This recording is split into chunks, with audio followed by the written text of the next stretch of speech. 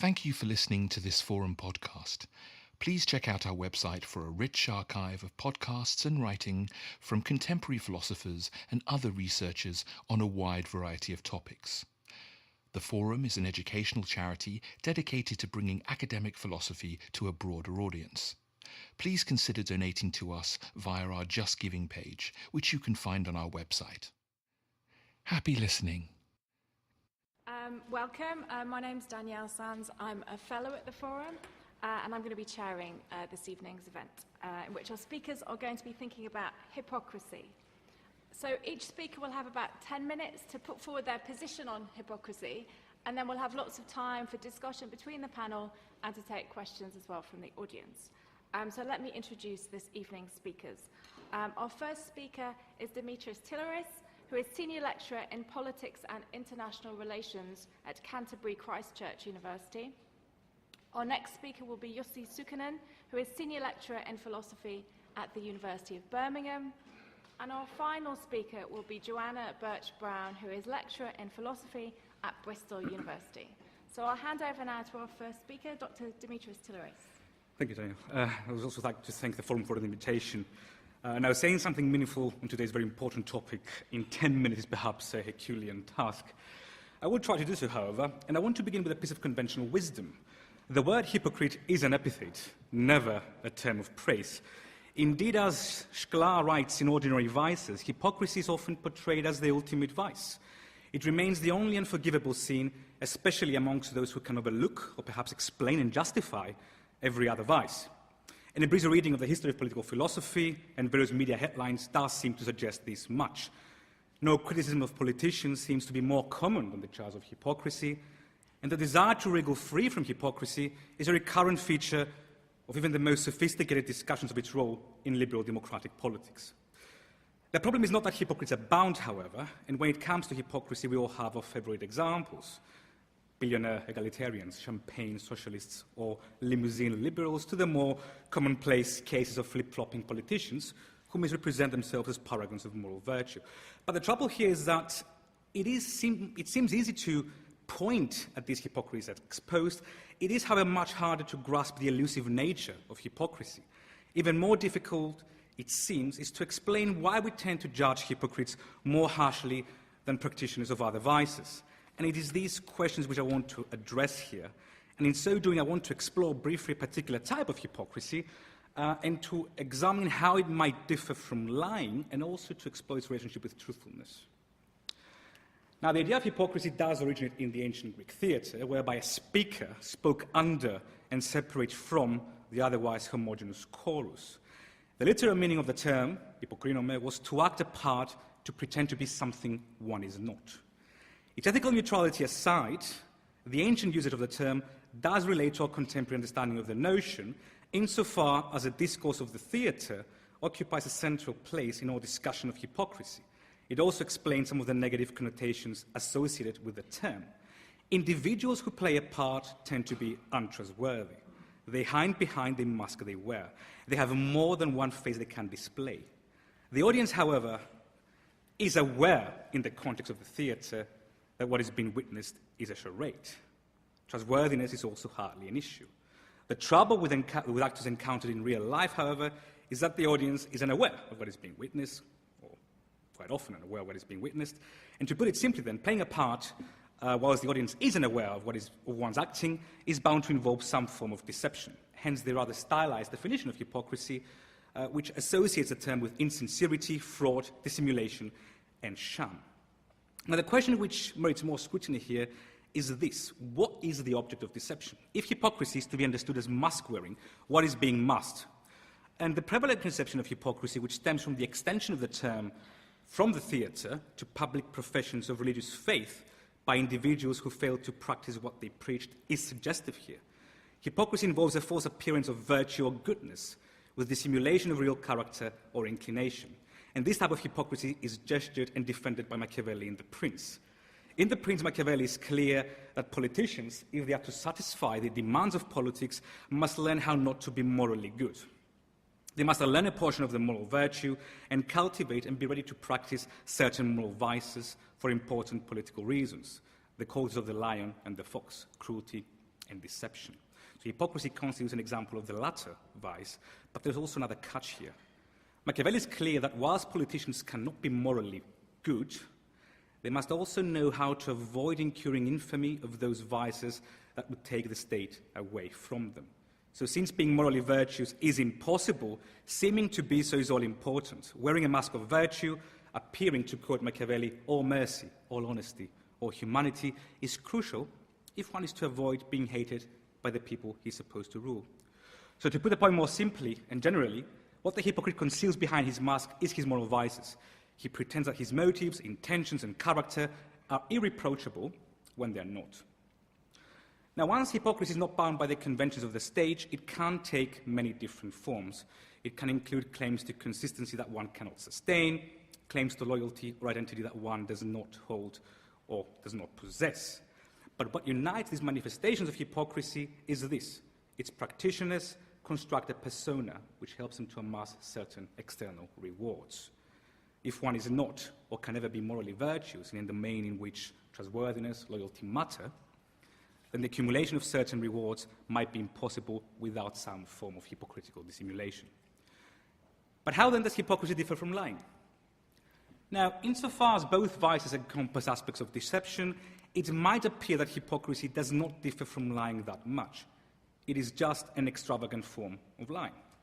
If we are to maintain the language of the theatre as central to our understanding of hypocrisy, however, a much starker differentiation between the two becomes possible. Now, in its commonest form, a lie is just a lie.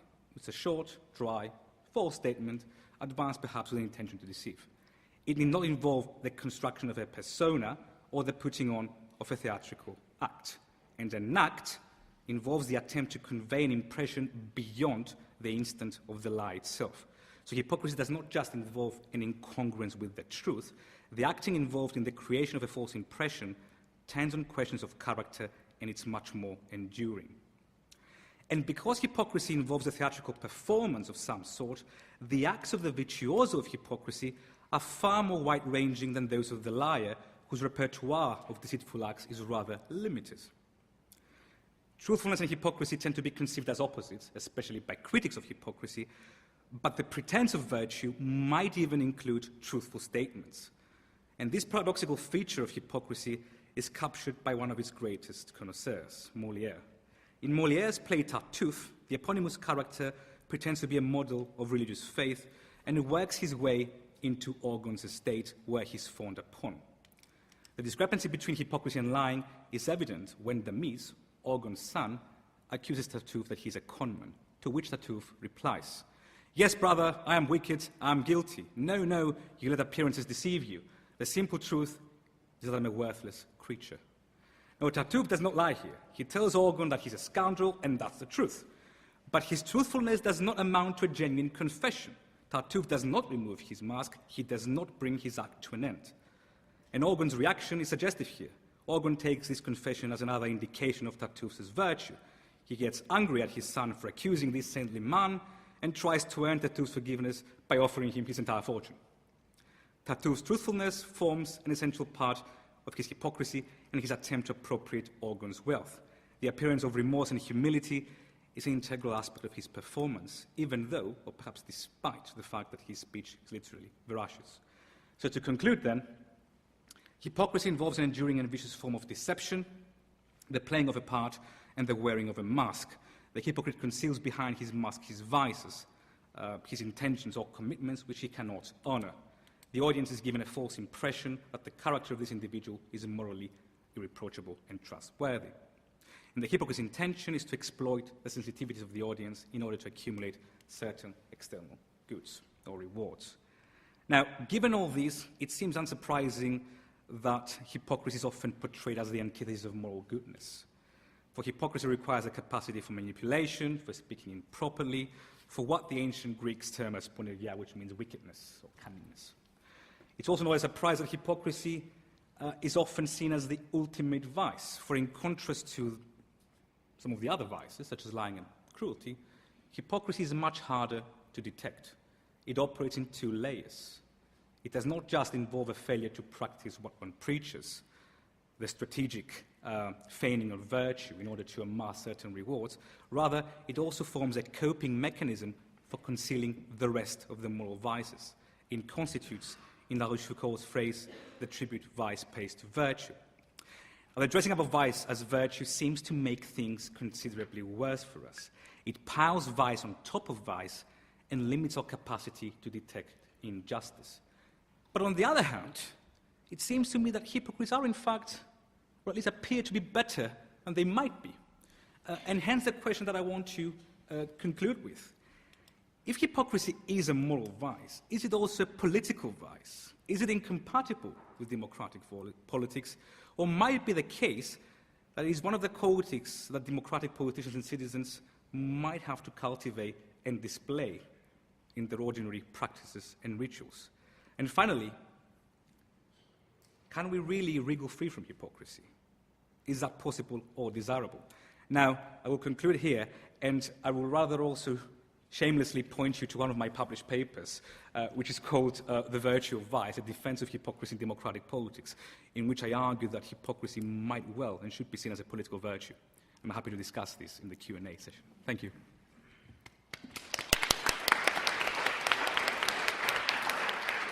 That was a very tantalising conclusion, I think. Thanks very much. Our next speaker is Jussi Suikkanen.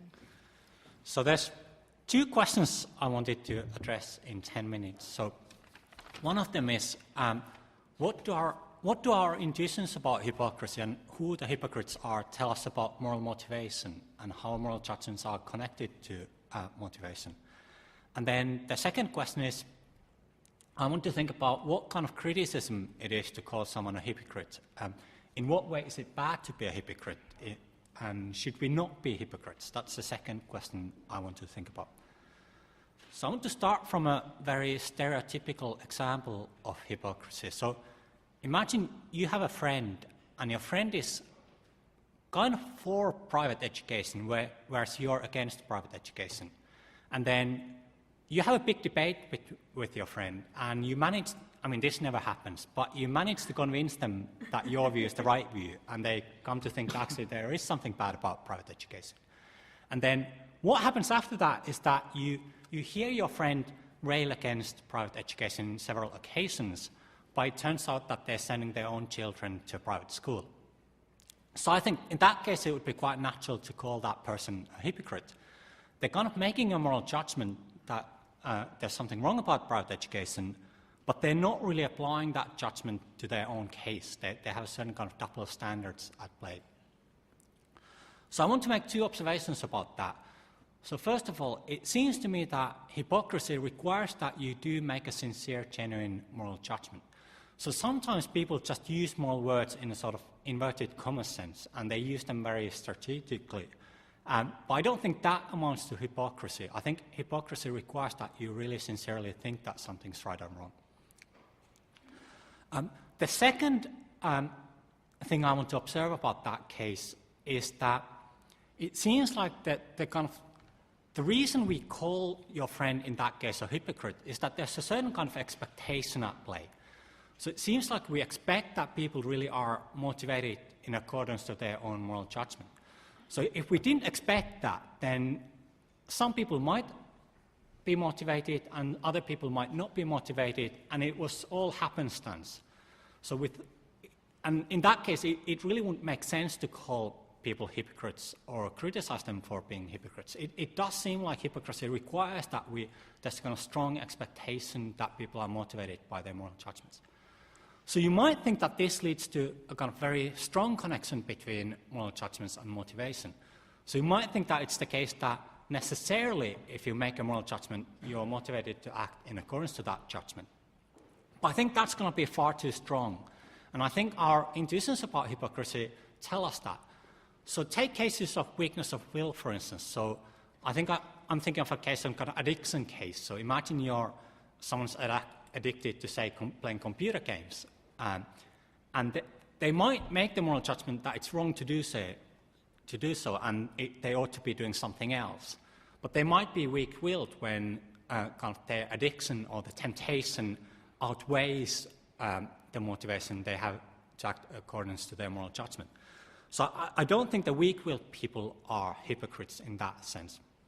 I think the difference between weak-willed and people and hypocrites is a very interesting one. So I think the weak-willed person has the right amount of motivation to act in accordance to their moral judgment, but some other motivation just outweighs that.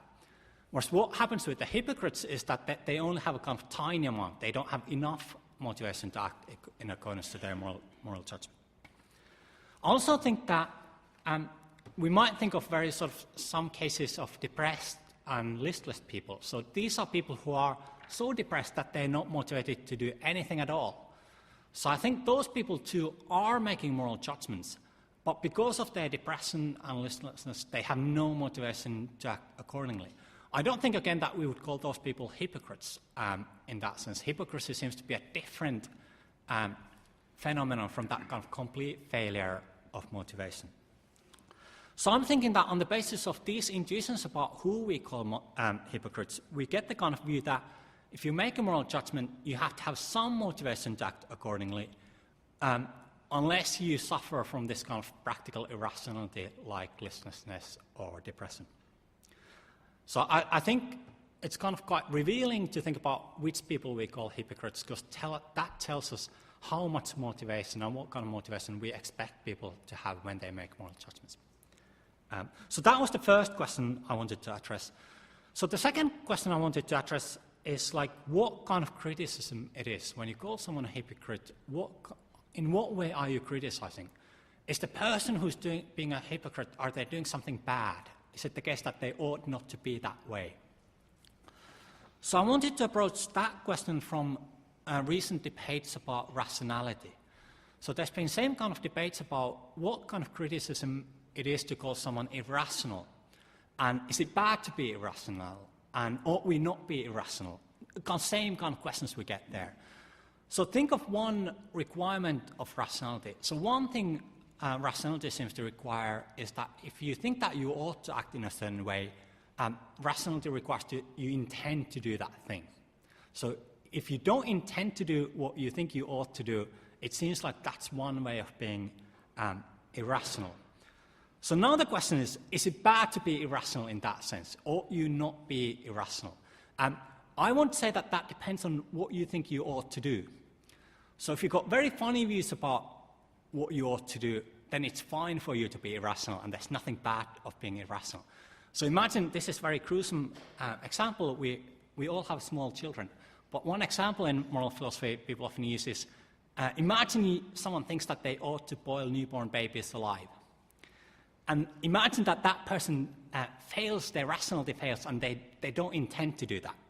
I won't say that thumbs up. That seems to be fine. They ought not to intend to boil newborn babies alive. So if you've got funny views about what you ought to do, then it's fine to be irrational. So there's a philosopher called Nico Kolodny who's got quite a nice explanation of that, that kind of gives a nice view of rationality that explains that observation.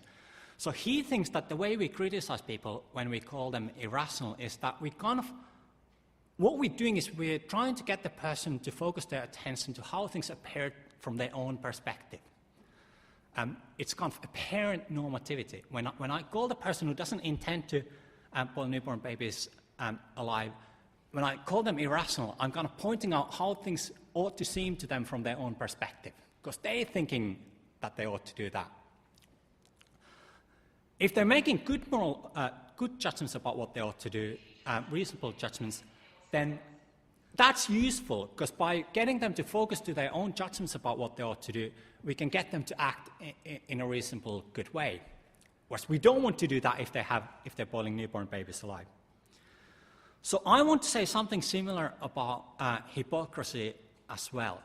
So I'm thinking that if someone's making bad moral judgments, if they think that the right thing to do is to boil newborn babies alive, and they're not doing that, then they're being hypocrites. But in that case, there's nothing bad about that they ought not to be hypocritical in that case. But what that shows is that the way in which the kind of criticism of hypocrisy works is that when we call someone a hypocrite, we're trying to get the person to focus to their own moral judgments. We're trying to get them to focus of how the moral reality appears for them. And sometimes that's useful. It's very useful when they're making good moral judgments. But we don't want to do that when they're making bad moral judgments.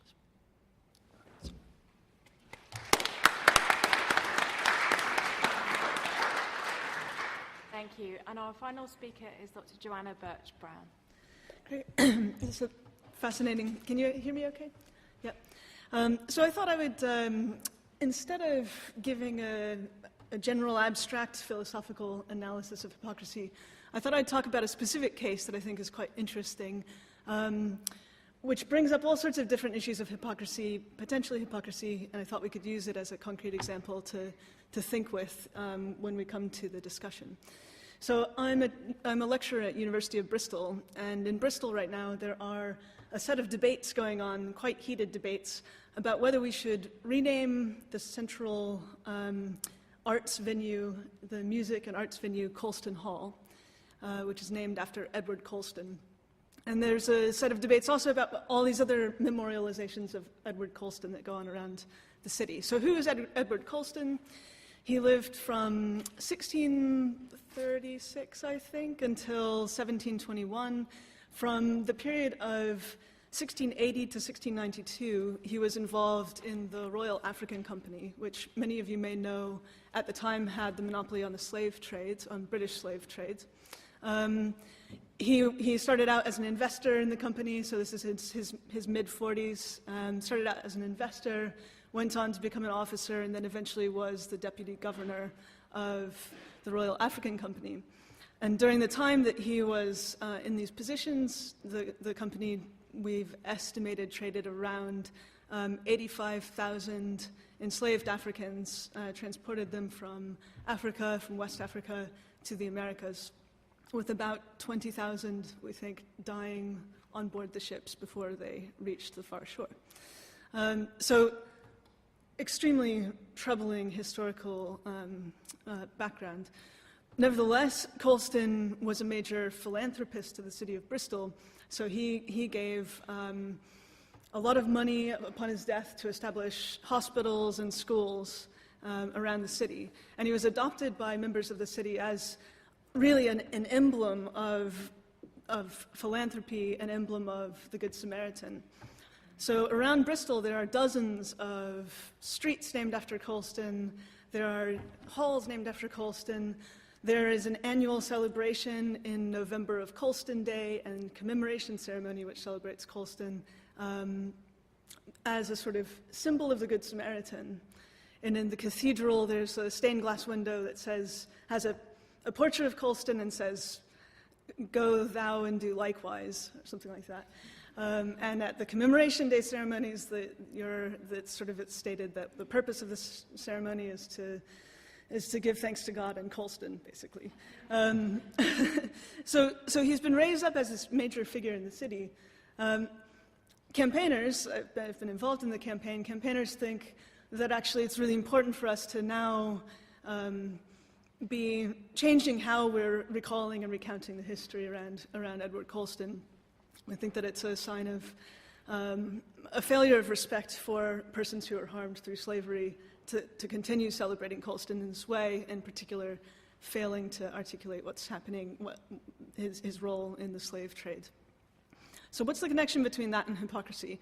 Well, obviously there's one potential connection, which is that it looks like Colston's being held up as an emblem of the Good Samaritan. That's exactly the sort of standard that he seems to be violating in a large domain of his life. So there's an inconsistency there, which makes it very deeply disturbing that he's being presented as a philanthropist, a great philanthropist, which means a lover of humanity, given the consequences of his actions for tens of thousands of people. There's also a way that hypocrisy comes into this, which is that many of the counter-arguments that campaigners have received are arguments from hypocrisy. So to give you two examples, one, the sort of less controversial one is that people say, well, yes, you're campaigning against Colston, but look, you benefit from going to hear music at Colston Hall, You've got John Eliot Gardiner coming up, going to be conducting the Monteverdi Vespers. You're going to go and campaign outside the hall and then go in and listen to the concert.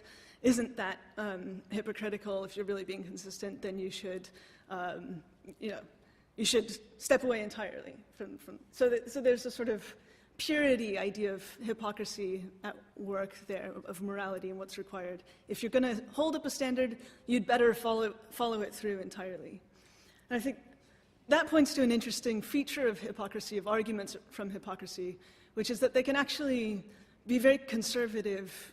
They can really tend to halt progressive change because they give you a disincentive to stand up for anything if you're in a moral situation where, for structural reasons, it's very hard to avoid being unjust or immoral in some way. Arguments from hypocrisy can kind of try to block you from making any kind of changes because they're intended to sort of discredit you as a speaker. Another example of the ways that of an argument that's brought against the campaign on the grounds of hypocrisy is more distressing in a way to think about, but is very important to discuss, I think, because it's the most common objection that we've had. So we've been writing letters into the local Post, the local paper.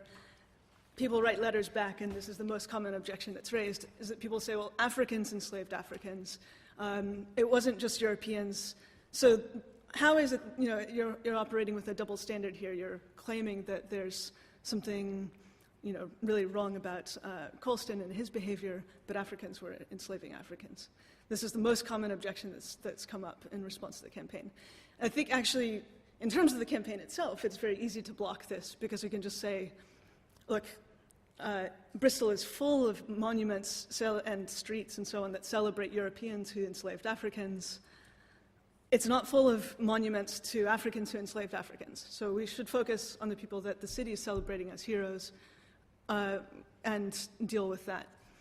But I think there's a larger background set of debates to be had about reparations, for instance, in which you have to deal with those kinds of objections more directly. So these are claims about hypocrisy and very generalized ideas about big groups. So it seems like that is playing a really important role in those debates. How much time do I have? Is that it? A few more minutes. Okay. So I think then, of course, that set of discussions opens up onto a larger, much, much larger issue that we face today, which is that there was centuries in which Europeans were defending practices of slavery on the grounds that this was, part of morality and part of the social order, that this was necessary for social progress. They're holding up practices of slavery as a moral necessity, and at the same time preaching freedom and equality and so on. This is an example where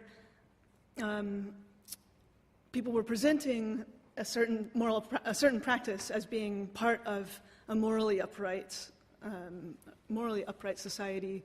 In fact, it was, we now see it as extremely, extremely morally wrong, one of the great crimes against humanity. And we're left now with these legacies from that extremely complex historical period. What do we do now with the legacies of those huge cultural hypocrisies, which have left us with all these figures who did great things and terrible things? How should we be memorializing those figures? What other kinds of steps do we have to take as a society, given that we have inherited those legacies? So I'll end there. Thank you.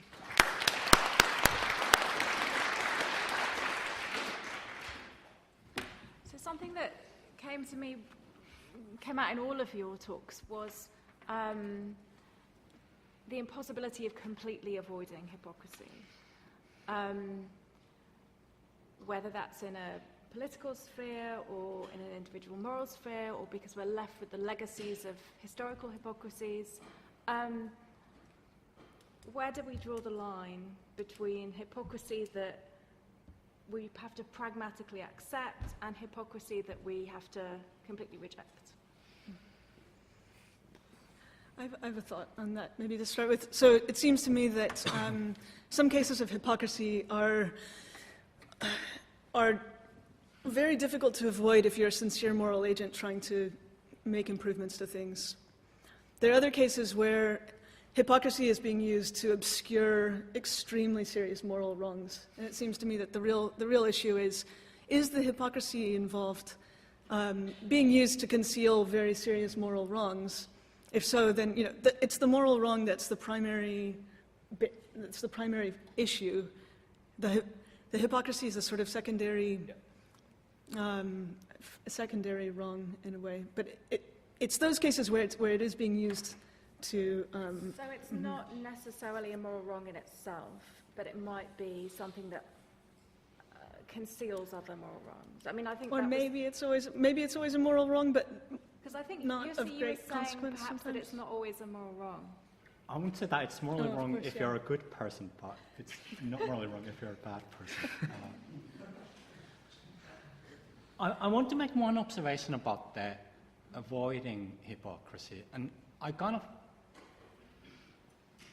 been thinking about, like, since I was invited to give a talk on this topic, what would be the case where I'm the most hypocritical?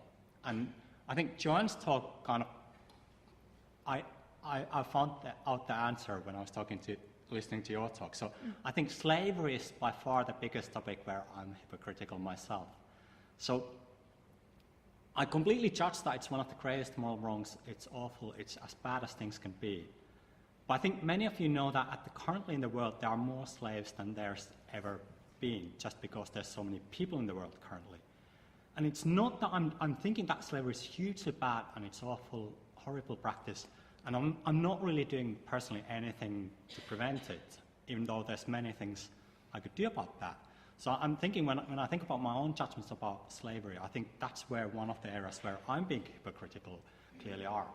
But this kind of leads to a problem that's quite hard to avoid hypocrisy in this example. So 2 things you can do to avoid being a hypocrite in this case. Either you can really start working to prevent slavery in the current circumstances. That's pretty demanding. You would have to give up a lot of your personal projects when doing so. Or you might change your judgments, moral judgments, and think that slavery actually is fine and you don't need to do anything about that. But both of those options seem to be quite hard roads to take. So it's in that case, I find it very hard to avoid being hypocritical. I'd also agree with Joanna that, especially in the case of slavery or, blatant injustices or cruelties, it is those very injustices and cruelties that matter, not hypocrisy per se. I mean, hypocrisy is still a moral vice. It is still a morally problematic attempt to conceal those injustices. But the problem or the tragedy and what should merit our attention or moral condemnation is the cruelty itself, not hypocrisy. Now, for what is worth, I mean, in my presentation I touched on a particular type of hypocrite, what we might term as, if we're going to use a Blakean term, the hypocrite of experience, right? A self-conscious conman who is aware of his own moral vices, he's aware of his failings, and he uses these basically to amass these rewards that he deems important. But not all hypocrites know themselves for what they are, and not all hypocrites are truthful to themselves. There is also another type of hypocrisy which kind of paradoxically follows from one's twofold belief that he's a morally better or pure human being, so it kind of falls from your emphasis on purity, but also from one's attempt to avoid hypocrisy. And that is the innocent hypocrite who wears his mask not to deceive others, but rather his mask is so compelling that he ends up basically deceiving himself. And there's a fantastic historical example that captures that, Robespierre. He declared war against hypocrisy and brought about the terror of virtue. Desire to avoid hypocrisy led to a war against society, in part because hypocrisy is impossible to unmask. It is a hidden vice. To be obsessed with hypocrisy is to embark on a war against, well, witches and unicorns. If you lose sight of cruelty, if you don't put cruelty first, you might end up bringing about cruelty. So that's one example of an unacceptable hypocrisy. Maybe the innocent hypocrite, the individual who wears his mask to deceive himself and who likes to think of himself as, devoid of any sort of moral imperfection, is much more dangerous than the mere conmen we so frequently encounter in politics. So more dangerous or morally worse or both? Are you saying that? Politically dangerous and morally dangerous Both. as well. Okay. Yeah, and I think that comes back, I mean, certainly in the case of slavery, people, huge numbers of people, I think very, very sincerely believed that they were doing the right thing.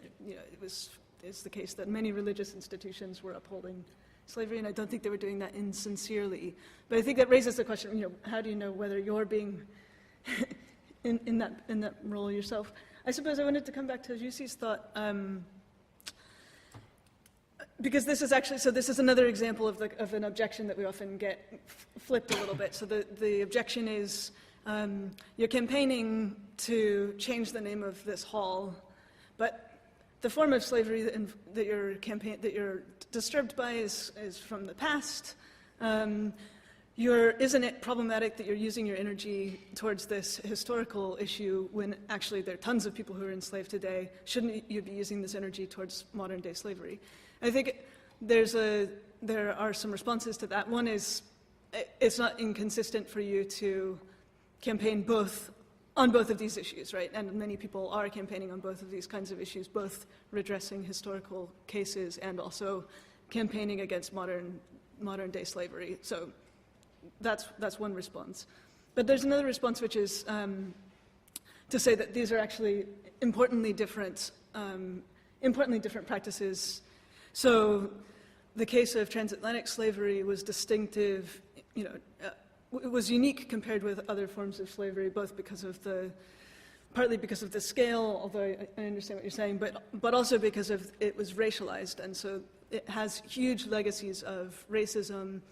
The effect of transatlantic slavery involved, coming to associate certain bodily traits with certain, I guess the way that the philosopher Paul Taylor puts it is assigning particular meanings to bodies and bloodlines. So racism really, of a classic sense, evolved through the transatlantic slave trade in part, and you'd have the whole realm of legacies associated with that are quite different from many of the other forms of slavery. But that's not to say that they're not, you should be working on both of them.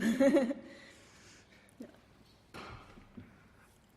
I mean, how do we go from here then? How do we act? When you were talking just then, Jussi, it all felt a little bit hopeless, that if we're all embedded in these networks in which it's inevitable that we are hypocrites, how do we choose how to behave? How do we prioritize things? Or do we just give up?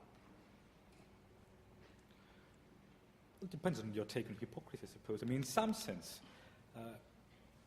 hypocrisy need not entail giving up. As Joanna mentioned, it might actually bring about meaningful social change. Especially in the context of democratic politics. Perhaps one of the only ways in which you can do politics is to sit down at the negotiation table with your opponents, negotiate, compromise, and achieve some kind of an incremental change. Either that's that, or withdraw from the negotiation table to achieve nothing, or try to force them to accept your principles, come what may. But surely that's not a democratic way of doing politics. So in some cases, we should be cognizant of our hypocrisies and also aware that some form of hypocritical dissimulation might even be conducive to civility. Getting along, especially in conditions of hostile disagreement. Revealing your inner selves, revealing your emotions to your opponents, cursing them, zealous candor, humiliating them, will not help you to achieve your principles, might even discourage them or exclude them from the process altogether. And quite possibly, some form of feigning of virtue, hypocritical dissimulation, some kind of manipulation, pretending to be better than you are, might even convince them to, at least grudgingly accept your point of view and achieve some kind of change in advance, at least some of your principles, not all. I guess the questions were what can we do and how to avoid hypocrisy. I guess I was thinking about this. I think my answer will be quite sort of boring and standard answers from moral philosophy. So things like developing empathy, using the golden rule, thinking things in a universal sense, how your actions affect from other people, from their other people's perspective, that sort of standard tools. I think part of hypocrisy is that you make exception of yourself, then kind of using that sort of means, at least in part, in everyday context, will help to avoid hypocrisy. Yeah, so I think maybe being attuned to the kinds of things that make us vulnerable to hypocrisy. So one thing that lots of studies have been done that show that as people gain more power and status, they become much more likely to say that it's reasonable for them to make an exception for themselves in various ways. So lots of social psychology has shown that. So maybe it shows that people who are in positions of power have a particular tendency to reason in the way that makes an exception of themselves, and we have particular reason to look with some scrutiny towards people in those roles. And I think powerful people tend to remove themselves from kind of open discussion. Whereas in kind of everyday life, you're often called, if you're a hypocrite, other people call on you. But like if you're in a powerful person, a powerful position, then no one's going to do that. Yeah, and also to think that we're all vulnerable to motivated reasoning, and so I think if you look at the historical examples of churches in the United States in debates about race and slavery, you had the white churches in the South were very, very, overwhelmingly tended to make a moral case for slavery. They had a very strong incentive to see that was the moral thing to do, right? And so, whereas black churches in the South were extremely important in moving towards abolition, making the case against slavery, and they were able to use the inconsistency of the arguments of their opponents' arguments in order to leverage for change. So, actually, it was good that people were being inconsistent in that way, because people were able to make the argument using that. But so to look towards what might you be motivated to do for material reasons, say, to see as permissible, and consider yourself vulnerable in that way, I suppose. Yeah. Should we take some questions from the audience? Yeah. Thank you very much. A question from Joanna and a question from Demetris. Yeah. The question from Joanna is, in your quantitative approach to historical slavery, I find very problematic, because in approaching that, those who were part of the slave trade and were the affectees of them, as if it were only the population which was transferred, and not those who were harmed in the process. Yeah. I mean, slavery was a process which caused immense harm to those who were the colonizers as well. There's moral harm in the process of slave trade, which should be called upon and not be, we shouldn't be hesitant around. Can you say more specifically what you had in mind? I would quote James Baldwin here, that the moral harm caused to both the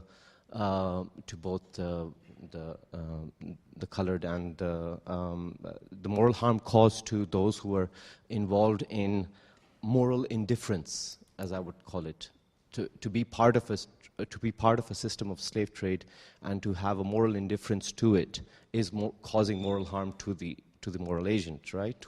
Who aims to be a moral agent. Yeah. And then the question to Demetris is, if I take that hypocrisy can be argued as a virtue in the way you've presented it, but then in the specific case of moral indifference to a system of injustice like slavery, would you consider moral indifference to also be a potential virtue, or is it clearly a vice? So the quality of... Yeah, go ahead. So the quality of... Can you clarify? So the quality of moral indifference, whether that is a virtue or a vice. So apathy, basically. Well, that's I'm not sure what the answer is to that question, to be fair. But it seems to me quite clear that moral indifference cannot... I mean, it can be an acceptable moral attitude, but not moral indifference to slavery itself. Right? I mean, if we're talking about that particular case, then that means that you're basically failing to realize and recognize the cruelty of that practice. From a philosophical point of view, political apathy, moral indifference, resignation can be a form of, I wouldn't say virtue, but it's not really unacceptable per se. I cannot see why that might be the case. Maybe you can help me, in general. But it depends on, I suppose, it's always difficult to generalize. A practice-based approach to political morality or to political theory or to ethical living or to focus on the concrete circumstances of a particular case which we're talking about. As such, it's very hard to generalize and, sing praises or the pians to moral indifference as such, or, even condemn it. We need to be clear about what we're talking about. And with regards to, slavery, I think there's something profoundly disturbing there.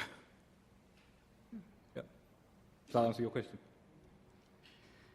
So thank you for that question. The James Baldwin uses this kind of argument in a very powerful rhetorical way, and I think it's true that we all have a deep stake in our own moral standing. Right? So we care immensely about what our lives mean, what our lives amount to morally. So if it's the case that we're unwittingly or wittingly engaged in practices that are profoundly harmful, profoundly immoral, that really matters to us because it matters to what our lives mean. At the same time, I think there's such a huge asymmetry in the harm that was done. So the harm that was done for white people who maybe were acting immorally, that matters a lot because we have a stake in our moral lives. But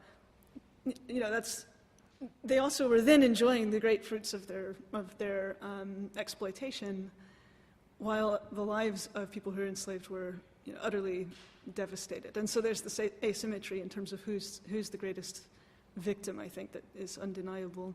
And then it's also very important not to forget the consequences for, of course, all the areas of West Africa that were particularly affected by slavery, huge numbers of people being taken away, the escalating conflict and war in that area. So, of course, it's huge consequences there as well. A question at the front? Thank you. I don't think we need to go back to previous centuries or even previous decades, or even previous weeks.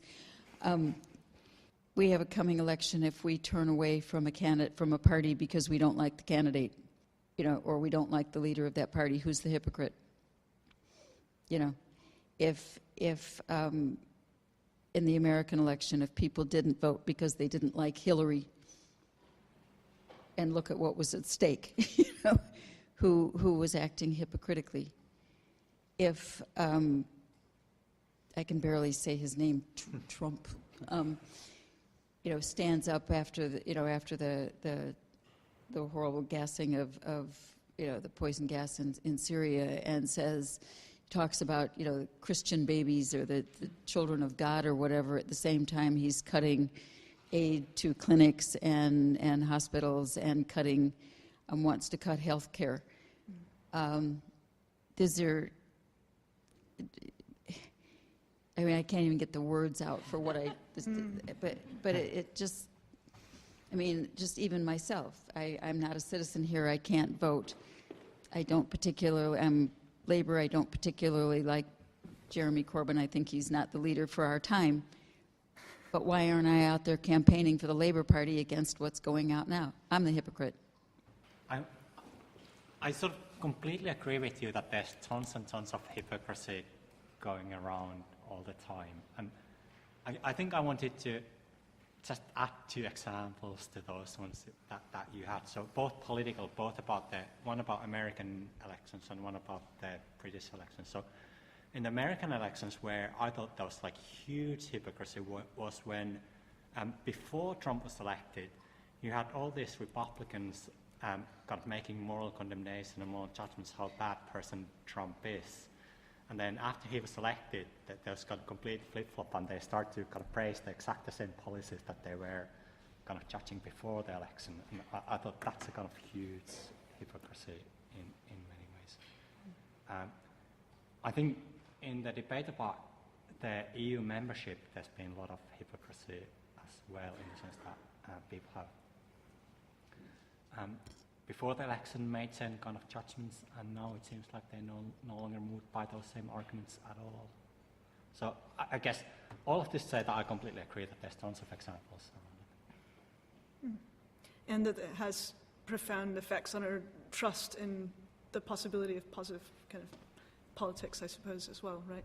If you think it means it undermines public trust in a way that's very damaging. Yeah. I suppose I didn't catch your question because it was just returned, but I suppose the question of public trust is important, and was also important is sort of the recent phenomenon which I have been in some sense witnessing, the phenomenon of political disenchantment, which kind of also relates to questions of political trust, or the lack of trust to our politicians, yes. And to ourselves as well, yes, or to our politics and to society altogether. The interesting question to ask in relation to political disenchantment is this, however. Might it be the case that we have basically misplaced moral aspirations about what our politics should be delivering in the first place? Might it be the case that we tend to expect way too much and we demand way too much from our politicians? I mean, in some cases, I suppose the problem with Corbyn is not really...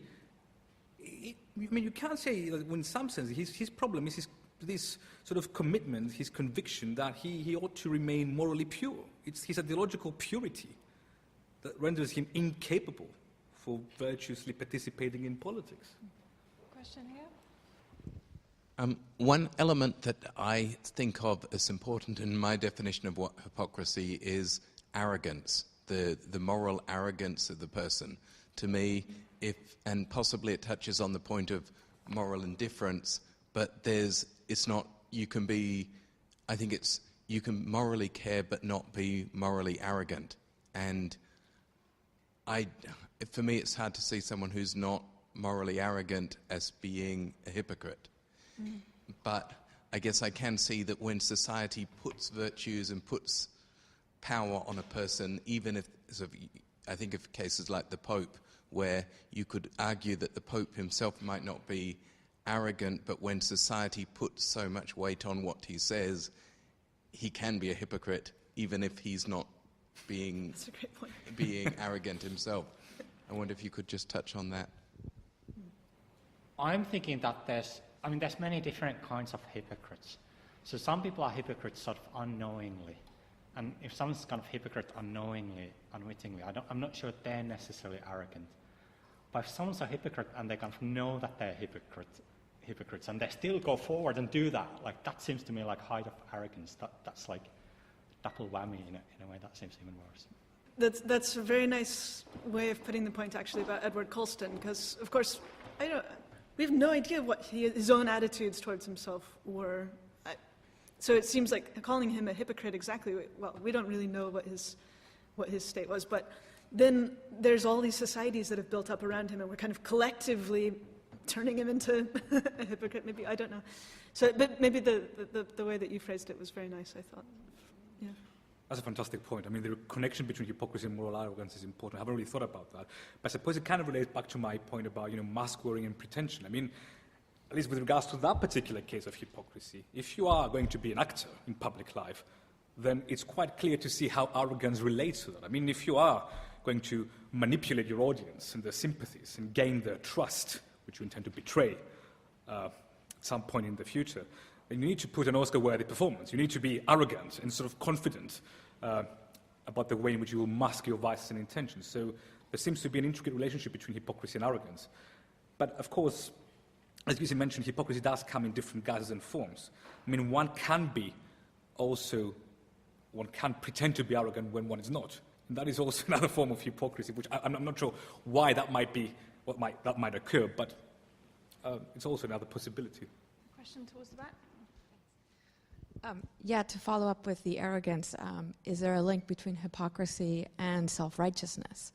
And the idea of who is your moral, goodness really benefiting, Maybe in the case of the slavery, is righting the wrong more for yourself than, for the actual wrong. Just one way of looking at the situation. And also another second point in regards to politics is what maybe makes hypocrisy such a vice in itself, or different from other vices, is that it kind of shows us the incapacity of our morality. It shows us the limit of our morality. If we can't follow what we say, then what good is the should? What good is the should? Are you going to should write a paper under that title?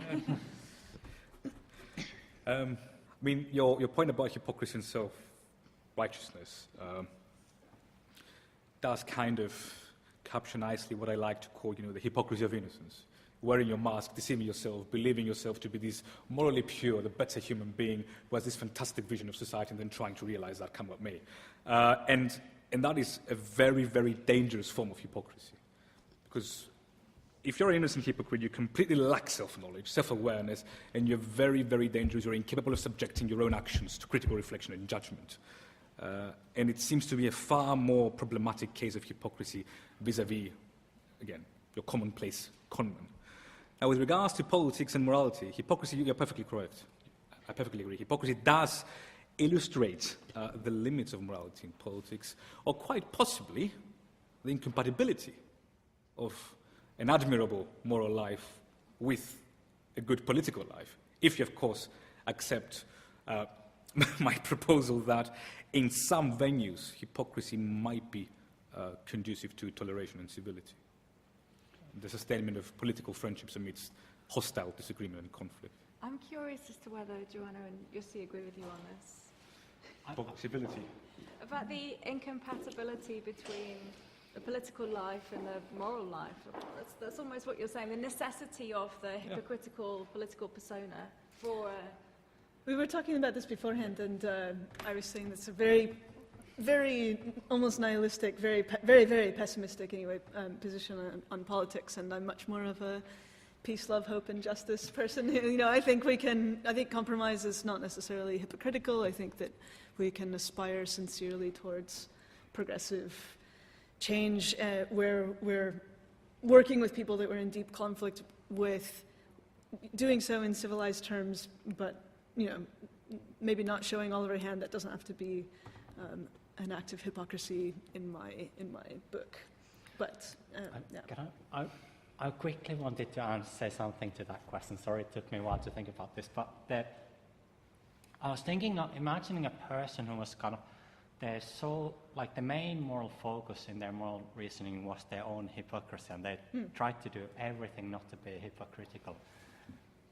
I would think that that's a kind of bit of a moral fetish. It's a sort of clean hand syndrome. You're trying to make yourself a good moral agent, but you're not really focusing on the other people and how your actions are affecting them. So I'm thinking that if you're so concerned about your own hypocrisy, then that seems like a bad thing to me. Yep. Question here.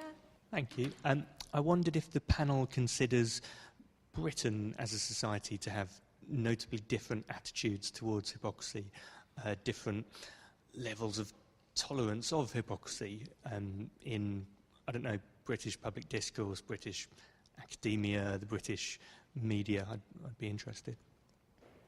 And I think we'll take another one as well. So, lady at the back. Yeah, I was just, maybe it's an adjunct to that, which is, do we have such high expectations that people who go into politics or maybe other public officers have to have this unbelievable standard of either purity, goodness, good intentions, that we then look at, they've got to have perfect families, no skeletons in their past, blah, blah, blah. They can't have an opinion unless they kind of do this purity test. I exempt France from this analogy because that obviously isn't an issue there. But you look at the more Anglo-Saxon political requirements, it has to turn people into hypocrites to even kind of be in the race. Thank you. Okay, so two questions. The first one was about British attitudes to hypocrisy. The second one more generally about high expectations of people in public life, politicians, causing people to become hypocrites. I can say something quickly about the first question. I'll leave the second question to everyone else. But I'm thinking that sort of media, news media in a society is a quite good test for hypocrisy. So it seems like when you have a lot of good investigative journalism and sort of calling out people in public roles, that's a good kind of prevention measure, and that seems to suggest that the society isn't tolerating that much tolerance. I'm not sure where that kind of international comparisons go. It seems like in British media there's a kind of long good tradition about investigative journalism, but sometimes I despair the current state of affairs where some of the media itself seems to be quite hypocritical in many situations. So that's just... I guess, yeah, so there's a question of whether the culture, actually I guess the kind of cultural tone at the moment anyway is so ad hominem and very, venomous sort of and damning style of public debate. And I think sometimes that moves things on well. Personally, I would prefer for us to move towards a culture that was a bit more convivial, to use Paul Gilroy's, got a sort of value of conviviality. I think it would be good for that to come to the fore more. I suppose you're also, with regards to our inflated moral expectations and attitudes, that is in short what also fuels our disappointment. Because if we set the bar too high, if we fail to recalibrate our expectations, if we fail to actually realize that, politics is bound to be grubby. It requires compromise, sacrifice, in some sense betraying your aspirations, failing to realize them in practice, working with others who hold different views, sacrificing some of your principles to achieve some others. If we fail to realize that, if we hold to the view of, clean hands, moral purity, then we're always bound to be disappointed. But that's in part our fault. Regardless of whether there are compromises and there are compromises. This much is for granted. Now the other question is, of course, kind of relates to the previous question about our views on hypocrisy. There are the 7 principles of public life, and honesty and openness is listed as one of these. I'm not really sure about surveys which reveal British attitudes towards hypocrisy. I haven't done a lot of work on that, though I am aware that we tend to be very, very sceptical with regards to politicians who compromise. We tend to focus on the negative aspect of compromise qua betrayal, as opposed to compromise qua advancing some of our principles, not all, but some, meaning, sort of a small but nonetheless incremental change. But I want to slightly sort of change the focus here and make a point about the dangers of becoming very, very obsessed with hypocrisy. It is, of course, useful always to consider questions of moral character in politics, but if all media and if citizens become obsessed with hypocrisy, with unmasking their politicians, that obsession might come at the expense of more meaningful political discussion, of subjecting the policies themselves or the views of politicians, their proposed programs, to critical consideration. If you become heavily obsessed with hypocrisy, you might end up with various attempts, various character assassinations, and that's going to be pretty much it. And have a look at the US presidential election. That's how the whole election, the whole campaign was conducted. No policies, no meaningful debate, just various sort of attacks on the character of each politician. I just wanted to say one thing about that I really liked about John's original talk in the beginning was, I think she said at some point that the kind of criticism of hypocrisy oftentimes works as kind of silencing the politician. So if the politician is kind of campaigning for a good cause, and then we find out that at home they're doing something completely different, then the media jumps on this, and then there's a big sort of storm, and no one no longer takes the original policies or the arguments for them seriously. It's a kind of, in philosophy introduction classes, we always relegate the ad hominem arguments, and oftentimes kind of charges of hypocrisy works very much in that way. So I think I agree that we should focus on the arguments and the policies, and I agree with you that we should tolerate some degree of hypocrisy as long as it's kind of within the limits of moral decency. There's a question here. It was kind of all around the area of the last couple of questions. Just maybe to build up a little bit on that. I was wondering whether, because when we tend to judge hypocrisy very strictly when it comes to public figures, and see it almost any type of hypocrisy as a disqualifying factor. I was wondering whether, there could be any, say, logical difference between a type of hypocrisy when somebody is supposedly preaching for a cause and under other circumstances would be changing their opinion and, depending on the audience, maybe claiming some other thoughts, would that still be called hypocrisy, or would hypocrisy only be something when your expressed views are not just inconsistent between themselves, but inconsistent with your personal actions? Would only kind of that hold as a hypocrisy? And also, again, to what you said, why, for example, some actions in the strictly private sphere of life would necessarily need to be the lens for the public opinions of a person when it comes to public good. Again, like how actually even like logically consistent it is to say that you cannot have both at the same time if one is not a great example of the other. So would you comment something on that? Well, when I was preparing for this panel, I went to the Oxford English Dictionary to see what hypocrisy was, and actually the OED definition just says that it's when you pretend to be morally better than you are, which is kind of curious because that was it. That it didn't go further, and actually it seems like in our everyday use of the term, there's something quite a bit more specific that people have in mind. It's like you're holding up a particular standard and promoting that in theory, and holding everybody else to that, but then making an exception of yourself, which sounds extremely morally important because it's that sounds like it's right at the heart of morality. Kant certainly seems to think that making an exception of yourself is right at the heart of what would be immoral. So, I don't know. So I'm interested that you also have an intuition that there's something very particular that hypocrisy is. I thought it was an interesting case in the papers this week of Tim Farron and quizzing him about whether he thinks gay sex is evil or not. And the responses to the broadsheets were really interesting. So someone, I think in The Guardian, said, I don't care whether he thinks that gay sex is evil, I just care about his voting record.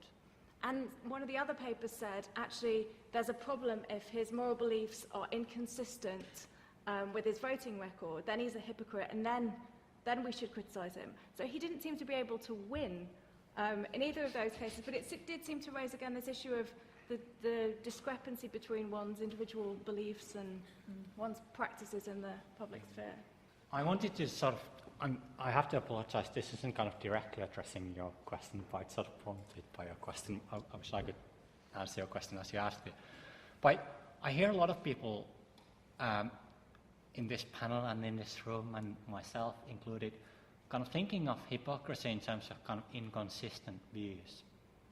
But I've tried to work out what the inconsistencies are where we get contradictions in the moral views when we kind of think about hypocrites. And I can't really seem to find the contradictions themselves. So that's why I try to present hypocrisy more as kind of mismatch between your moral judgment and your motivation, which isn't a contradiction or inconsistency per se. It's just lacking in motivation that you need to have. But it's quite hard for me to actually construct what the inconsistencies are supposed to be. So Farron, a good example. So Farron thinks that we should live in a liberal society, and when we kind of set the rules of the society, we shouldn't refer to things like religion. We should, I guess that's a kind of rules and idea of overlapping consensus, and you can only refer to public reasons that anyone could accept. So he's got very kind of specific vision about how we should determine what the rules of the society are, and those should be liberal rules. Whereas he's thinking that in his private life, maybe he's against certain sexual practices. But, I mean, you might call him a hypocrite, but I don't think there's kind of any inconsistency per se there. And I find it personally quite hard to find what the inconsistencies are, and that's why I find it hard to. And I think kind of one example you gave is the kind of where politicians campaign for certain changes in the society, but they don't yet act in that way. So I guess the private education is one good example of that kind of case where politicians campaign that we should set the rules of the society in such a way that there's no longer be private education after that. But even if you campaign for that, I don't think it's inconsistent before that's the case to send your children to a private school. I don't think that's inconsistent. I'm not sure if it's even hypocritical. Maybe maybe it has to do with how you're unpacking the implicit logic. So you might say maybe both people think that logic is one ought not to send one's children to private school and you think that's the judgment, and then the person is sending their children to private school. Yeah. Whereas you're saying that the judgment is actually, we should set up society so that this isn't happening, but since society isn't yet in that state, then the rule doesn't apply to you in the same way. So I guess it depends on that.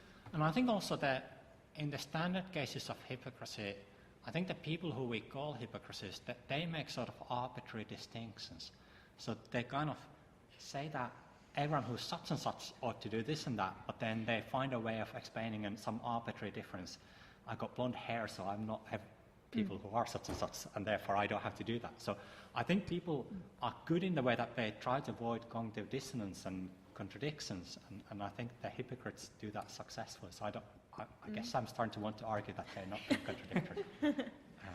I think the real harm is when the point I said before, really, that if it obscures major wrongdoing, then that's what the real harm of hypocrisy is. It manages, it lets people get off the hook morally, in potentially in ways that can be very damaging.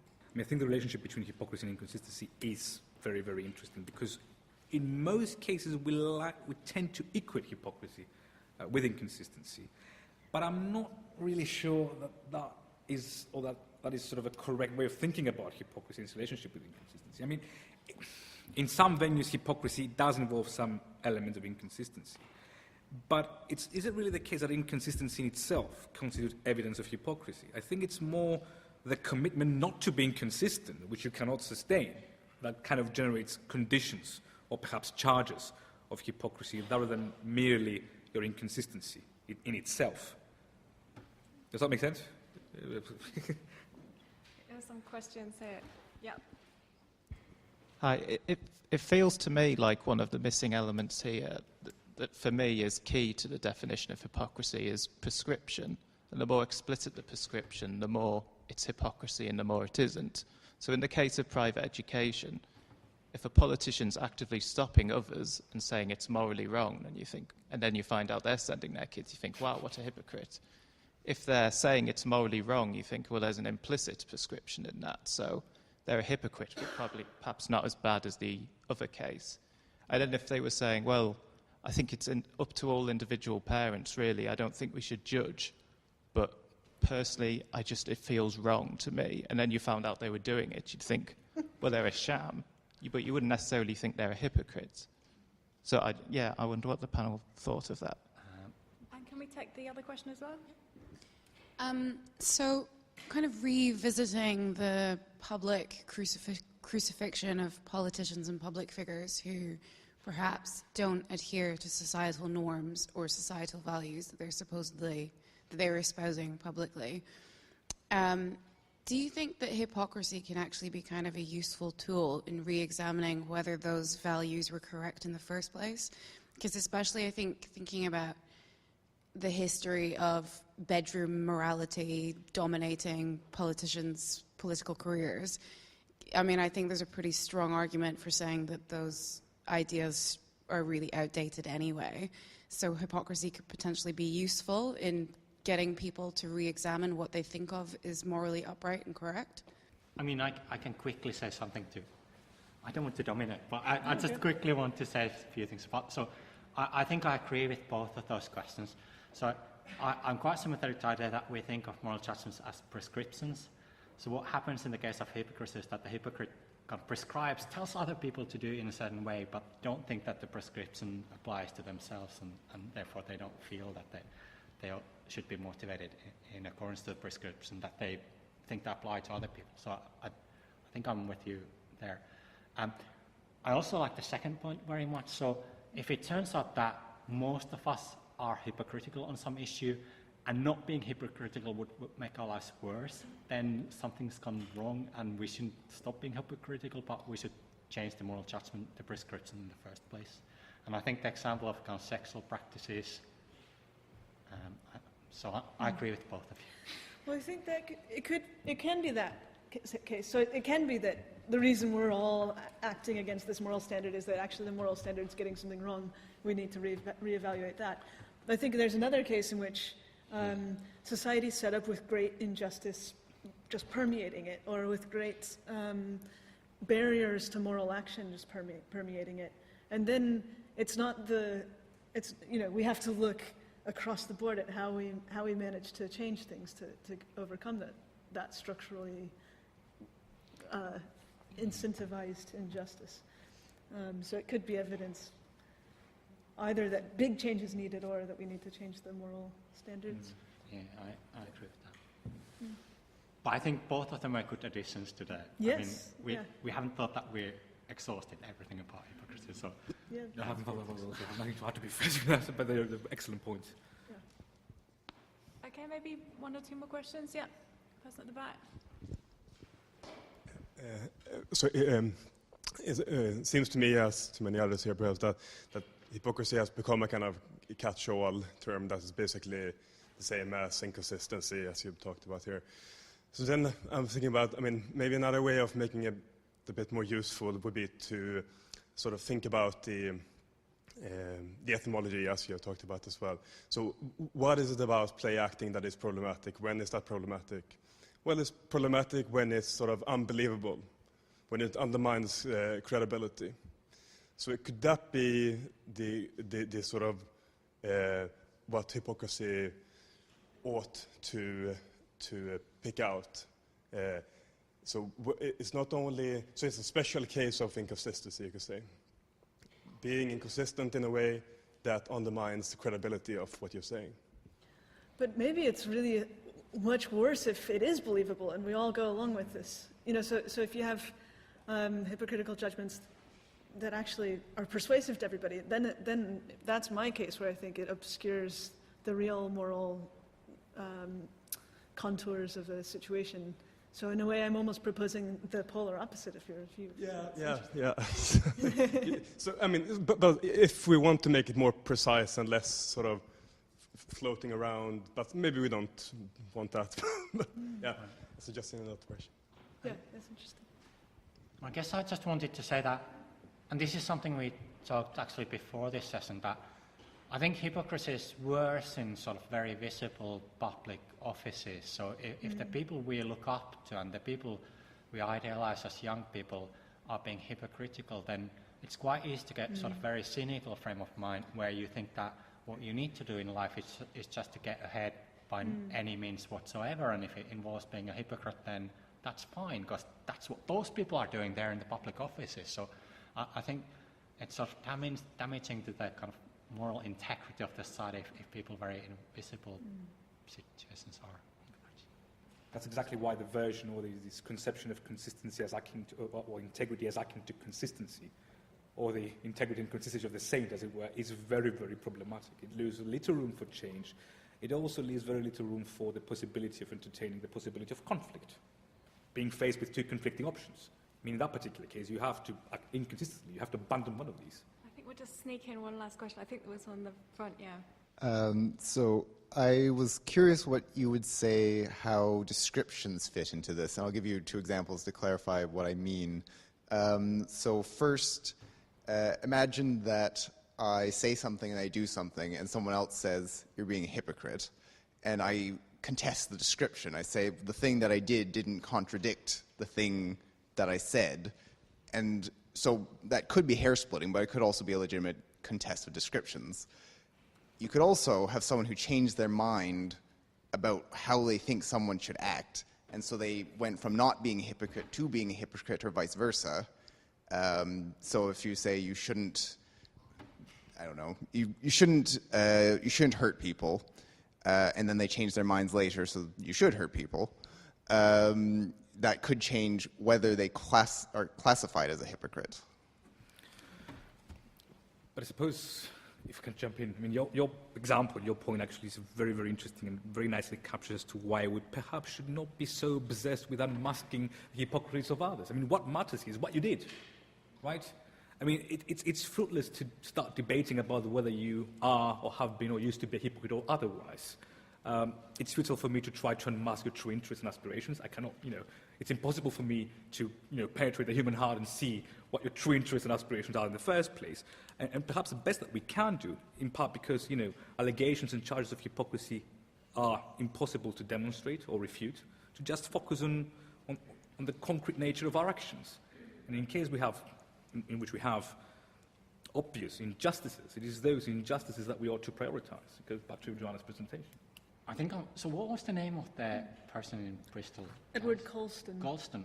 So I was thinking about that case in just the kind of first half of your question. So the person was supposed to be a philanthropist, so he's helping lots of people in Bristol, and at the same time he was kind of being in the slave trade. So I bet he drew some distinctions. So I bet he thought that Bristolians are in some important way different from the slaves that he was selling. But I think we can go either way there. So what's the moral flaw that he was guilty of? He might have been a hypocrite, in which case the kind of the distinction he was telling about was all for the show and he was just kind of getting things wrong in that way. Or maybe he genuinely believed in the distinction and he was kind of flat out just discriminating arbitrarily between people. I think we can go sort of either way. I'm not sure whether there's any principled reason to go either one way in all cases, maybe. Yeah, I mean, I think that's right. It's cold comfort for the people who are being enslaved that he wasn't being hypocritical. He really thought you were, like, you know, had less status as a human being. That's not exactly, but that's they're the flaws. Again, the flaw is not in the hypocrisy; it's the cruelty. Yeah, but then the descriptions, I think, matter a lot because they have implications for the further actions that we might take. They have implications for our understanding of our own action. That's a really interesting question. Okay, we are out of time. I'd like to thank you all for coming and invite you to join me in thanking our speakers again.